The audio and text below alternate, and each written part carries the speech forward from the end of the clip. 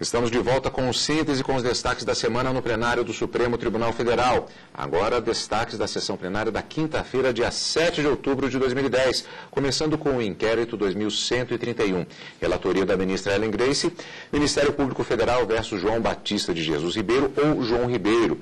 No caso parlamentar, por isso, o processo, inclusive, vindo ao Supremo, trata-se de um inquérito instaurado para apurar a suposta prática de uma série de crimes, incluindo de reduzir trabalhadores à condição análoga à de escravos.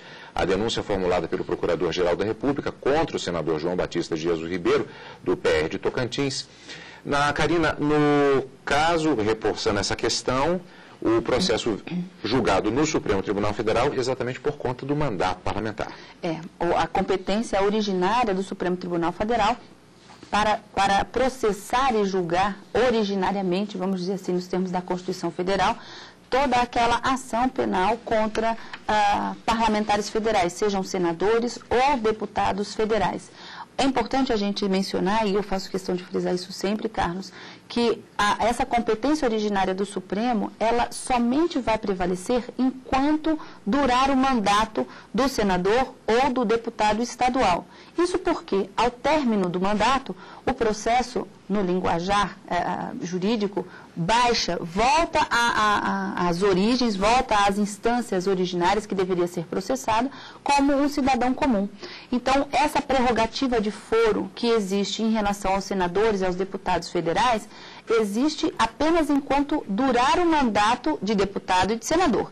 Ao término, não sendo eleito novamente para um novo mandato, volta a ser um cidadão comum, né? E o processo volta para as instâncias ordinárias. Então, volta para o local onde se cometeu o crime, ou então, de acordo com as regras de competência, para o local, o juiz que tem a competência para processar e julgar aquela demanda. Mas, como nós temos aqui o caso de senador, a competência para analisar o recebimento dessa denúncia, aqui no caso deste inquérito, é do Supremo Tribunal Federal, enquanto ele for senador, insisto. O caso, inclusive, envolve outras pessoas, especificamente no processo, que foram citadas, inclusive, e vou voltar um pouquinho no tempo para relembrar que a denúncia ela resultou de uma inspeção feita em fevereiro de 2004 na propriedade rural do senador por um grupo móvel de auditores fiscais do Ministério do Trabalho, após o recebimento de informações de um trabalhador à Comissão Pastoral da Terra de Araguaína, no Tocantins,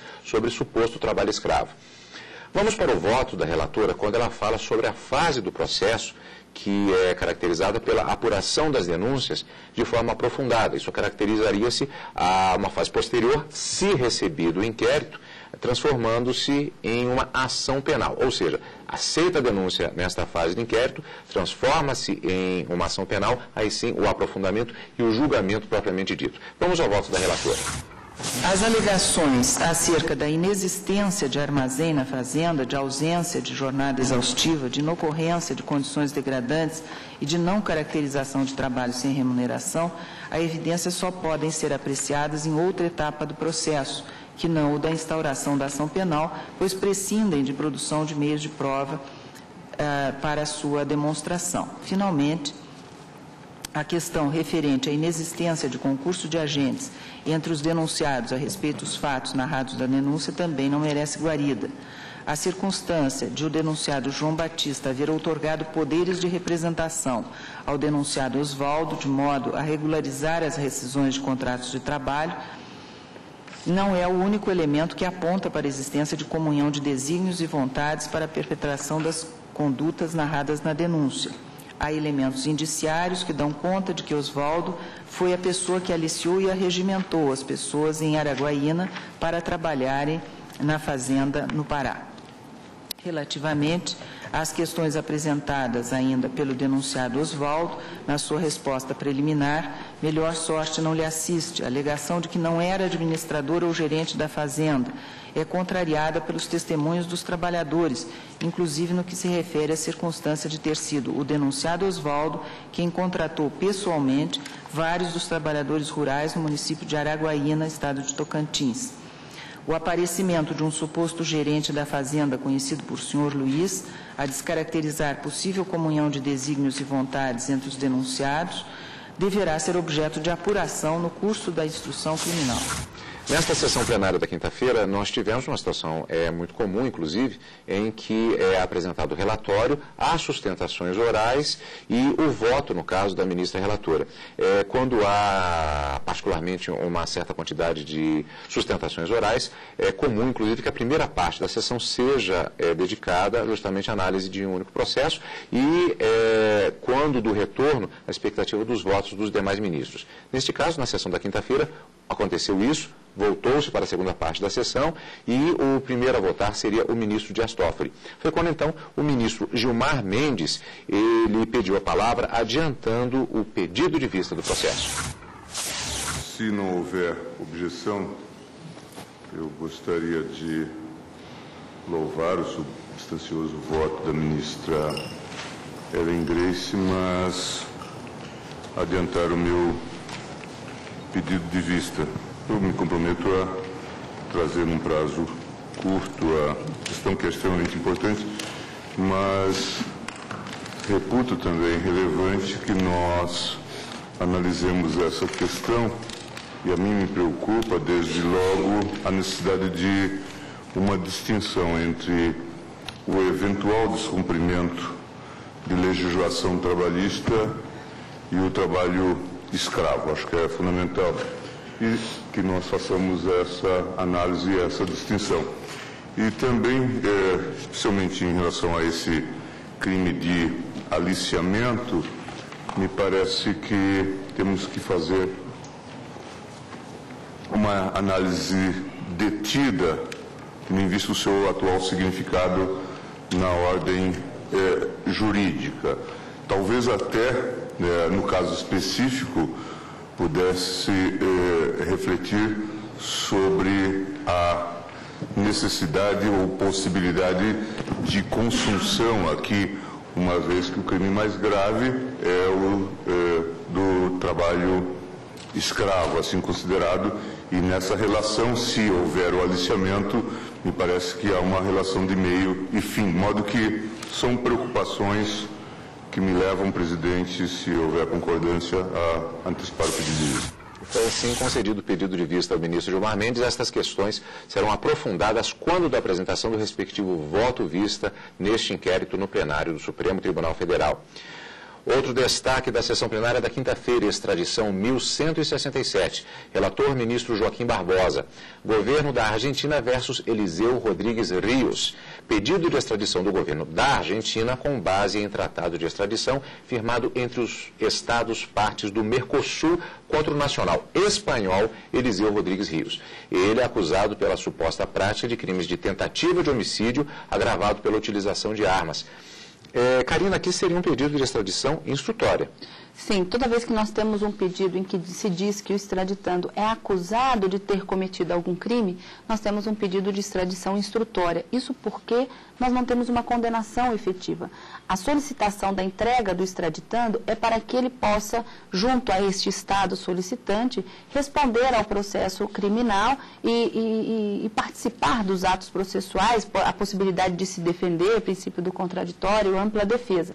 Quando, ao contrário, nós temos um pedido de extradição já fundado numa sentença condenatória, aí busca-se a entrega deste extraditando para cumprir efetivamente uma pena no país que solicitou essa extradição. E aí, então, nós temos o chamado pedido de extradição executória, para que se execute uma sentença penal que já foi proferida por um tribunal. E aqui, como sempre, a necessidade da análise da dupla tipificação, ou seja, o que está previsto na lei do país que pede extradição e também o que está previsto na legislação brasileira.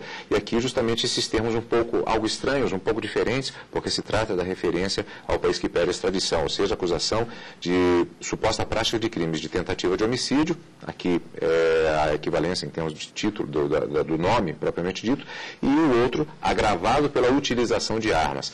Vamos ao voto do ministro relator. A tentativa de homicídio em tese foi cometida no território do Estado requerente, da mesma forma que a prisão do extraditando também foi lá decretada por magistrado nacional, de modo que se afiguram igualmente satisfeitas as condições constantes dos incisos 1 e 2 do artigo 78 do Estatuto do Estrangeiro. Por fim, anoto que não há espaço no processo de extradição para discussão da alegação da defesa, no sentido de que os fatos imputados ao extraditando não teriam ocorrido da forma exposta pelo Estado requerente, devendo a sua conduta, quando muito, ser tipificada como lesão corporal. O mesmo pode ser dito em relação ao argumento de que o estrangeiro não teria criado qualquer embaraço à justiça argentina ou à sua prisão. Já no tocante à afirmação de que o extraditando estaria seriamente doente, assinalo que não há qualquer elemento de convicção a sustentar tal assertiva, não obstante o estrangeiro ter sido por 2 vezes instado a demonstrar tal estado. Ante o exposto, eu voto pelo deferimento do pedido de extradição, com a condição de, em caso de condenação, não ser aplicada ao extraditando pena de prisão perpétua, não podendo o tempo de cumprimento da pena privativa de liberdade ser superior a 30 anos, conforme estabelecido no artigo 75 do Código Penal brasileiro. Karina, como vimos, houve uma reserva do ministro, ele deferiu a extradição, mas condicionando uma questão aí. Por que essa condição que foi estabelecida? A própria legislação brasileira, a própria Constituição Federal proíbe a pena de prisão perpétua, assim como a pena de morte, trabalhos forçados, a pena de banimento. Então, não é possível que o Brasil, que pela sua própria Constituição proíbe esse tipo de pena, entregue uma pessoa para que seja julgado por um outro Estado e a ela seja aplicada uma pena que ele, Brasil mesmo, acaba por rechaçar. Então, a Constituição proíbe a pena de prisão perpétua, o Código Penal brasileiro proíbe a pena superior a 30 anos e, por isso, o ministro, apenas por um critério assim, de reforçar, né, a legislação brasileira, determinou no seu voto que houvesse a comutação da pena caso esse extraditando viesse a ser condenado pela justiça argentina à pena de prisão perpétua ou a uma pena de prisão privativa de liberdade superior a 30 anos, justamente porque aqui no Brasil esses tipos de prisões não podem ser aplicados. Bom, portanto, decisão na sessão plenária da quinta-feira, e não foi a única extradição julgada justamente naquela sessão plenária. Também a extradição 1173, relatora ministra Carmen Lúcia, governo da Romênia versus Ion Gabriel Pirvo. Pedido de extradição do governo da Romênia contra o nacional romeno pela suposta prática do crime de furto qualificado. O delito ocorreu em fevereiro de 2007. Pela legislação romena, o crime de furto qualificado prescreveria em 10 anos, contados da data do delito. O Brasil tem prazo de prescrição nesse tipo de crime para 12 anos. Vamos ao voto da relatora. Eu estou deferindo o pedido de extradição porque verifico que, no caso, estão cumpridas todas as exigências legais, o crime cometido corresponde, furto qualificado, corresponde exatamente a um tipo penal descrito na legislação brasileira, foi cometido em 2007, portanto, tanto pela legislação romena quanto pela brasileira, não há que se falar em prescrição, não há nenhuma imputação ao extraditando de qualquer possibilidade de ele se excusar dos fatos, e cumpridas na forma também descrita pelo parecer da Procuradoria-Geral da República, não há nada que atraia a competência da Justiça brasileira para este fato especificamente, e ele aqui está sendo processado por fatos diferenciados daquele pelos quais ele responde na Romênia. Por esta razão, eu estou, como disse, encaminhando a votação no sentido de deferir a extradição, com ressalva quanto ao atendimento do artigo 89 da Lei 6815, que se remete ao artigo 67, ou seja, quando o extraditante estiver sendo processado ou tiver sido condenado no Brasil por crime punível com pena privativa de liberdade, no caso é tráfico de drogas, a extradição será executada somente depois da conclusão do processo do cumprimento da pena, ressalvado, entretanto, o disposto no artigo 67. Este artigo 67 diz que, desde que conveniente ao interesse nacional, a expulsão do extraditando poderá efetivar-se ainda que haja processo ou tenha ocorrido a condenação. Portanto, eu defiro a extradição, mas a opção por ele ser imediatamente extraditado compete ao presidente da República. Portanto, o Supremo Tribunal Federal, acompanhando o voto da ministra, autorizou a extradição do romeno, cidadão romeno, nacional romeno, acusado de furto qualificado. Decisão no plenário do Supremo Tribunal Federal, sessão plenária da quinta-feira, dia 7 de outubro.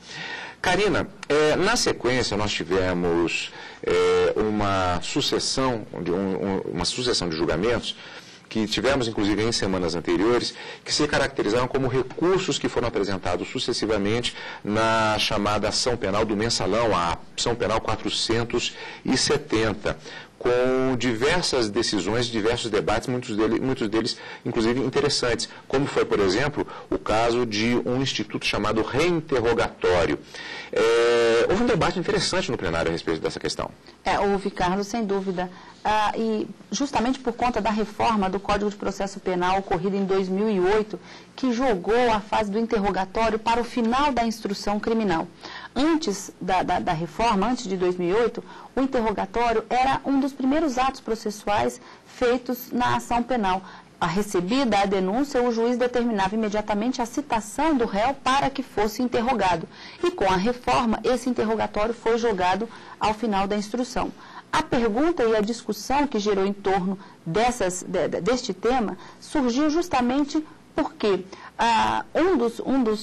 uma das pessoas, um dos agravantes, já teria sido interrogado em 2007. E com o advento da lei em 2008, a pergunta deveria haver um novo interrogatório ao final da ação penal 470 ou prevaleceria aquele interrogatório já feito desde o início? Essa foi a grande discussão. Foi a lei, no caso, a lei 11.719 de 2008. Que alterou. E, ao final, os ministros acabaram por decidir que existe uma lei especial, e aí aplicaria-se o princípio da especialidade, que é a Lei 8.038 de 90, que regulamenta esses processos originários nos tribunais superiores, no STJ e no Supremo Tribunal Federal, e que, para esta lei, prevaleceria o interrogatório feito no início do processo. Então, a discussão não deveria ser levada a efeito, fazendo prevalecer, portanto, a lei específica sobre o tema, determinando que o interrogatório válido seria aquele feito logo no início, após o recebimento da denúncia. Foram diversos recursos que foram julgados nesta sessão plenária e, no caso específico, esta decisão foi referente à 8ª questão de ordem na ação penal do mensalão, na ação penal 470. Também destaque e registro aqui, finalizando o nosso síntese de hoje com os destaques dos dias 6 e 7 de outubro de 2010 no plenário do Supremo Tribunal. Karina, encontro marcado, portanto, na próxima semana, tanto no direto do plenário, como também no programa Síntese também e os nossos encontros semanais com nossos amigos da TV Justiça. Então, já encontros novamente na próxima semana. Na próxima semana, Carlos. Com você, amigo da TV Justiça.